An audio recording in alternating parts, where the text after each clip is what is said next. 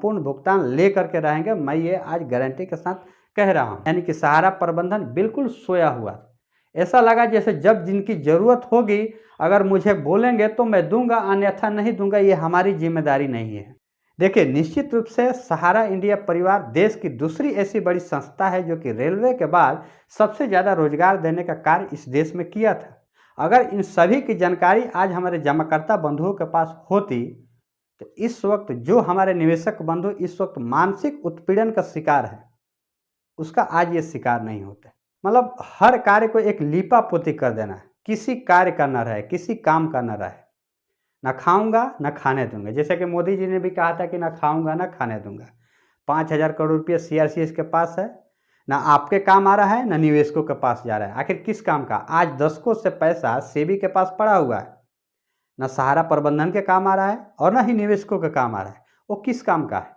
आप इस वक्त जो भुगतान की प्रक्रिया उसमें 100% भाग लें और सभी लोगों का भुगतान दिलाने का कार्य करें, ताकि अगर आपके मन में यानी सहारा प्रबंधन के मन में अगर किसी भी प्रकार के भविष्य की कुछ संभावनाएं तलाशने की विचार विमर्श अगर चल रही होगी तो उसमें ये बहुत ही महत्वपूर्ण भूमिका निभाएगा इस वक्त का सहारा रिफंड पोर्टल की जो भुगतान की प्रक्रिया चल रही है।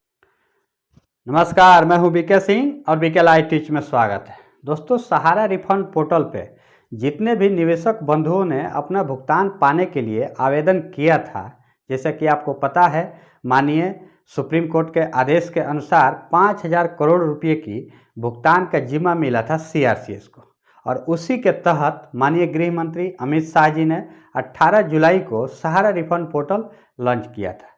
उस पर 4 सोसाइटियों के जो निवेशक थे उन्होंने अपना आवेदन किया था। आवेदन करने वाले की संख्या करोड़ों से ज़्यादा बताई जा रही है। एक आंकड़े के मुताबिक 1 करोड़ से ज़्यादा निवेशक बंधुओं ने अपना आवेदन किया है इस सहारा रिफंड पोर्टल पे, जिनमें से सबसे पहले फेज में 112 निवेशकों के खाते में 10,000 रुपये की राशि ट्रांसफर की गई थी, जिसकी जानकारी माननीय गृह मंत्री अमित शाह जी ने खुद लाइव आकर के इसकी जानकारी दिया था। लाइव आकर के सभी निवेशकों के खाते में पैसा भी ट्रांसफर किया था, लेकिन उसके बाद से अब तक इस प्रकार की कोई भी जानकारी नहीं आई है कि कितने निवेशकों के खाते में पैसा गया है। हालांकि कुछ निवेशकों के खाते में पैसा जरूर गया है। ये बहुत सारे जो लोग हैं हमारे वीडियो पे कमेंट करके इस प्रकार की जानकारियां भी दी हैं, लेकिन जितने भी निवेशक बंधु अपना आवेदन किया था सहारा रिफंड पोर्टल पे अपना भुगतान पाने के लिए, उनमें से अधिकांशतः निवेशकों के आवेदन को रिजेक्ट करने का कार्य सीआरसीएस ने किया। कई सारी डिफिशियंसी का मैसेज भेज करके, जो कि बिल्कुल निराधार है, उसका कोई भी आधार नहीं है। हम अपने पहले ही वीडियो के माध्यम से इस बात पे बिल्कुल जोर देते आए हैं कि इन सारी कमियों को दूर करने का कार्य सहारा कार्यालय को ही करना पड़ेगा, सहारा प्रबंधन को ही करना पड़ेगा, क्योंकि ये निवेशक बंधु, ये जमाकर्ता बंधु के स्तर से ऐसी कमियों को सुधार हो ही नहीं सकता है। मान लीजिए कि आपने जो डाटा पोर्टल पे दिए हैं, जो जानकारियाँ दिए हैं, आपके पास जो जानकारियाँ जो बॉन्ड है वही देंगे। वो अगर डाटा सीआरसीएस के पास नहीं है, डेटाबेस से मिल नहीं रहा है, तो इसमें निवेशक बंधु की क्या कमी है? उनके पास तो जो कुछ बॉन्ड मिला है उसी की जानकारियाँ दी हैं। हाँ, जो हमारे जमाकर्ता बंधु के स्तर से सुधार किए जाने वाली कमियाँ अगर जिस भी जमाकर्ता बंधु को मिला है, जैसे कि मान लीजिए कि आपने अमाउंट नंबर ही कुछ कम या ज़्यादा डाल दिया हो, उस प्रकार से अगर आपको डिफिशियंसी का मैसेज आया हो, या आपने फॉर्म स्कैन करके अपलोड किया हो सकता है साफ अपलोड नहीं हुआ हो, इस प्रकार से भी डिफिशियंसी का मैसेज कर। तो अगर ऐसे अगर कमियां बताई जा रही है तो ये तो जमाकर्ता के स्तर से सुधार करके फिर से आवेदन करने का कार्य किया जा सकता है। लेकिन जो कमियां सहारा कार्यालय के माध्यम से दूर किया जा सकता है, वो भला कैसे निवेशक बंधु अपने स्तर से दूर करेगा? इसके लिए हमने शुरू से ही ये आवाज़ उठाते हैं। हालांकि उसका परिणाम देखने को भी मिल रहा है कि इस वक्त सूत्रों के मुताबिक, जो कि मैंने पिछले वीडियो में ही आप सभी को बताया था, कि सहारा कार्यालय इस पर बिल्कुल जोर दिया है कि हाँ, सारी डिफिशियंसी को सीआरसीएस से मिलकर सभी को दूर करके भुगतान देने का कार्य किया जाएगा। लेकिन ये सिर्फ सूत्रों के मुताबिक है। हालांकि एक पत्र के मुताबिक सहारा प्रबंधन ने सभी कार्यालयों को सूचित भी किया था कि जिन निवेशक बंधुओं को, जिन जमाकर्ता बंधुओं को मास्टर फॉर्म अभी तक अपलोड नहीं हुआ है, जिसकी पूरी जानकारी मुख्यालय के पास नहीं है। सभी निवेशक बंधुओं की पूरी मास्टर फॉर्म भर करके पूरी जानकारी अपलोड वेबसाइट है जो दिया हुआ है उस फॉर्म में, उस पर अपलोड करने की ऐसा आदेश दिया गया था। लेकिन ये कब दिया गया था? 18 अगस्त 2023 को। निश्चित ही 18 जुलाई 2023 को ये पोर्टल लॉन्च हुआ था। लेकिन 18 जुलाई के पहले भी आपको इस बात का तो पता होना चाहिए कि भुगतान अगर करना होगा तो अगर हम डाटा CRCS को नहीं देंगे तो भुगतान कैसे होगा। फिर भी अगर हम मान लेते हैं कि 18 जुलाई यानी पोर्टल लॉन्च होने के पहले सब कुछ अगर हम भूल जाते हैं तो पोर्टल लॉन्च हुआ उस दिन से ही आपको सारी डाटाएं उपलब्ध करनी चाहिए CRCS को। आपने इतनी देर क्यों की? सवाल ये है कि आखिर डाटा उपलब्ध करने में आखिर सहारा प्रबंधन पीछे क्यों रहा। इसी से लेकर के अभी तक जितने भी हमारे जमाकर्ता बंधु हैं, निवेशक बंधु हैं, वो एक मानसिक उत्पीड़न का शिकार है। देखिए, भुगतान देना एक अलग कार्य है, उनकी अपनी जीवन की गाढ़ी कमाई है, उनका भुगतान तो मिलेगा ही मिलेगा, आज नहीं तो कल। और सभी जमाकर्ता बंधु अपने स्तर से लड़ाई लड़ करके सभी लोगों का संपूर्ण भुगतान ले करके रहेंगे, मैं ये आज गारंटी के साथ कह रहा हूँ। लेकिन आपकी जिम्मेदारियां क्या बनती थी? पिछले दशकों से जिस प्रकार से सहारा प्रबंधन, सहारा इंडिया परिवार पे कई सारे सवाल उठाए गए हैं, चाहे वो एक आम कार्यकर्ता हो या फिर एक आम जमाकर्ता, सभी के स्तर से आप पे अंगुली उठाई गई थी। लेकिन आपने इस अंगुलियों को उठाने के जो कुछ भी सवाल दागे गए थे आपके ऊपर, इसको निरस्त आपने आज तक नहीं किया।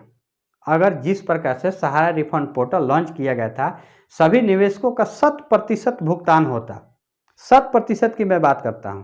जैसे कि मानिए सुप्रीम कोर्ट का आदेश है कि 9 महीनों के भीतर 5,000 करोड़ रुपये के भुगतान किया जाना है, जो कि 29 दिसंबर तक पूरे भी हो जाते हैं। अब सिर्फ लगभग 2 महीने के ही समय बचा है। लेकिन आज तक कोई भी ऑफिशियल जानकारी नहीं मिली है कि अभी तक कितने निवेशकों का भुगतान संभव हो पाया है। ये आपकी जिम्मेदारी बनती थी कि जितने भी हमारे निवेशक बंधु हैं उसमें उनका भुगतान दिलाने के लिए हम बढ़ चढ़ करके इसमें हिस्सा लेते हैं।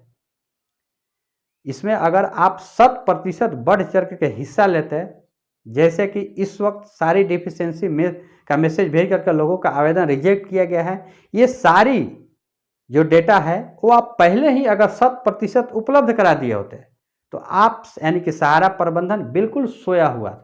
ऐसा लगा जैसे जब जिनकी ज़रूरत होगी अगर मुझे बोलेंगे तो मैं दूंगा, अन्यथा नहीं दूंगा, ये हमारी जिम्मेदारी नहीं है। अगर ये आप अपनी जिम्मेदारी समझते कि हाँ इस वक्त जो भुगतान की प्रक्रिया शुरू हुई है उसमें हम बढ़ चढ़ करके हिस्सा लेकर के सभी निवेशक बंधुओं का 100% भुगतान करते तो हमें भविष्य में कुछ न कुछ संभावनाएं बनती। इतना तो मैं नहीं जानता हूं कि इस वक्त सहारा प्रबंधन किस रास्ते पे चल रहा है। इस बात की तो मुझे तो जानकारी नहीं है कि सहारा प्रबंधन आखिर भविष्य में चाहता क्या है। लेकिन जो इस वक्त परिस्थितियां बनी हैं उसके मुताबिक तो सिर्फ यही प्रतीत नजर आ रहा है कि सहारा प्रबंधन जैसे हमेशा से हर कार्य में अड़चन डालने का कार्य किया है।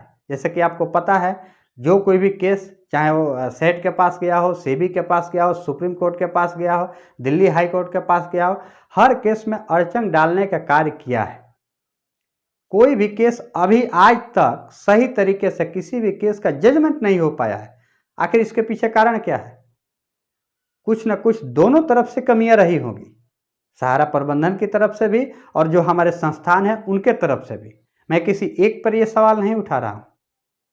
जितने भी हमारे जमाकर्ता, जितने भी हमारे निवेशक बंधु हैं, इसी को लेकर के आज भी सहारा प्रबंधन के ऊपर भरोसा नहीं कर रहे हैं। हालांकि इनमें से अभी भी बहुत से ऐसे जो हमारे निवेशक या फिर हमारे कार्यकर्ता बंधु हैं जिनकी संख्या लगभग 12 लाख में बताई जाती है, आज भी इस बात का इंतजार कर रहे हैं कि एक बार फिर से सहारा इंडिया परिवार अपने पहले की तरह रास्ते पे चल पड़े ताकि हम सभी का रोजगार मिले।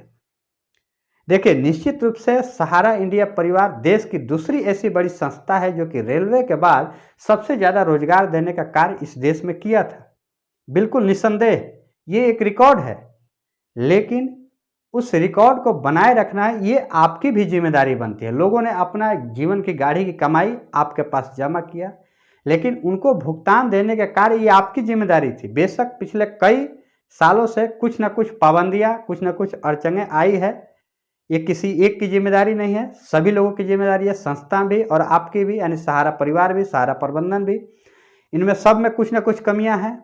लेकिन इस वक्त जो इस समय सहारा रिफंड पोर्टल के माध्यम से जो भुगतान की प्रक्रिया चल रही है, उसमें तो ये सहारा प्रबंधन की जिम्मेदारी बनती थी कि इसमें 100% हम बढ़ चढ़ के हिस्सा लें। यहाँ तक कि मैंने अपने एक वीडियो के माध्यम से ये आवाज़ भी उठाया था कि इस वक्त सहारा प्रबंधन की ये जिम्मेदारी है, या फिर जितने भी सहारा इंडिया से जुड़े हुए कार्यकर्ता हैं, इन सभी की ये जिम्मेदारियां बनती है कि जो भुगतान की प्रक्रिया शुरू हुई है उसमें अपना समय दे करके भी, अगर वो सहारा इंडिया परिवार में आज अगर कार्यरत नहीं है, फिर भी मैं एक बार कहा था कि अगर आप सहारा इंडिया परिवार में इस वक्त कार्यरत नहीं है, फिर भी अपना समय दे करके आपके अंडर में जितने भी निवेशक बंधु हैं, जो कुछ भी आपकी जिम्मेदारियां बनती हैं उसको आप 100% पूरा करें ताकि उनका भुगतान मिले। लेकिन सहारा प्रबंधन आज भी बिल्कुल उसी नींद में सोया हुआ है। जो एक पत्र के माध्यम से सभी कार्यालयों को आपने आदेश दिया था, सूचित किया था कि जो भी निवेशक बंधु का डाटा उपलब्ध नहीं है मुख्यालय में, उस डाटा को वेबसाइट पे अपलोड किया जाए। आपने पत्र तो 19 अगस्त को ही जारी कर दिया था, लेकिन आज तक अगस्त के बाद से सितंबर बीत गया, अक्टूबर बीत गया, लगभग बीतने ही वाला है, 4-5 दिन और बचे हैं। तो इतने समय बीत गए हैं, क्या आपने कभी सवाल पूछा किसी भी कार्यालय से कि हाँ, इन सारे निवेशकों का डाटा क्यों नहीं आया? अगर आया है, अगर सभी जो ब्रांच हैं अपनी डाटा आपके पास उपलब्ध किया है, तो इसकी जानकारी क्यों नहीं निवेशकों के पास? अगर इन सभी की जानकारी आज हमारे जमाकर्ता बंधुओं के पास होती, तो इस वक्त जो हमारे निवेशक बंधु इस वक्त मानसिक उत्पीड़न का शिकार है, उसका आज ये शिकार नहीं होते। जिस प्रकार से हमारे वीडियो में इतने सारे, मतलब अंदर से इतनी पीड़ित निवेशकों के जो कमेंट आ रहे हैं, उसको पढ़ने के बाद तो हमारा भी दिल भावुक हो उठता है। तो जो आज इस वक्त जितने भी हमारे जमाकर्ता बंधु हैं मानसिक उत्पीड़न का जो शिकार हैं, अगर आपने पारदर्शी तरीके से सभी जानकारियां आज अगर दी होती, तो निवेशक कम से कम इतने तो संतुष्ट होते कि चलो एक कार्य जो शुरू हुआ है, निश्चित रूप से ईमानदारी पूर्वक सहारा प्रबंधन हमारी सभी डाटाएं CRC के पास उपलब्ध कराने का कार्य किया है, तो निश्चित रूप से सभी लोगों का भुगतान समय पर मिल जाता। लेकिन आज भी बिल्कुल वैसे ही लीपा पोती हो रहा है। कहते हैं ना, एक देहाती में एक कहावत है, मतलब हर कार्य को एक लीपा पोती कर देना, किसी कार्य का न रहे, किसी काम का न रहे, ना खाऊंगा ना खाने दूंगा। जैसे कि मोदी जी ने भी कहा था कि ना खाऊंगा ना खाने दूंगा। 5,000 करोड़ रुपये CRC के पास है, ना आपके काम आ रहा है ना निवेशकों के पास जा रहा है। आखिर किस काम का? आज दशकों से पैसा सेबी के पास पड़ा हुआ है, ना सहारा प्रबंधन के काम आ रहा है और ना ही निवेशकों के काम आ रहा है। वो किस काम का है? तो ये आपके ही कार्यों से ऐसा प्रतीत नजर आ रहा है कि ना खाऊंगा ना खाने देने वाली हाल है। सभी को बिल्कुल लीपा पोती करके बैठे हुए हैं। एक बार फिर से मैं ये आज अनुरोध करता हूँ सहारा प्रबंधन से, अगर मेरी कोई भी इस वीडियो सहारा के कोई भी कार्यकर्ता या अधिकारी देख रहे हो, तो कृपया करके आप सभी से रिक्वेस्ट है कि आप अपना समय दे करके भी सहारा प्रबंधन को इस बात से आगाह करें कि अभी भी समय गया नहीं है, बहुत समय बचा हुआ है। अभी भी आपको चाहिए कि पूरी डाटाएं, जितने भी निवेशकों का डाटा इस वक्त CRC के पास नहीं पहुंचा है, सभी लोगों की सारी डाटाएं 100% CRC के पास पहुंचाए, ताकि सभी लोगों का भुगतान मिल जाए। ये आपके लिए बहुत ज़रूरी है। जैसे कि मैंने पहले भी कहा कि हाँ, सहारा प्रबंधन पता नहीं इस वक्त आगे के लिए क्या सोच रहा है, मुझे तो इस बात की जानकारी नहीं है। हालांकि मैंने अपने वीडियो के माध्यम से कुछ संभावनाएं जरूर व्यक्त किया हैं पिछले समय में भी, आप चाहें तो मेरे वीडियो चैनल पे जाकर देख सकते हैं।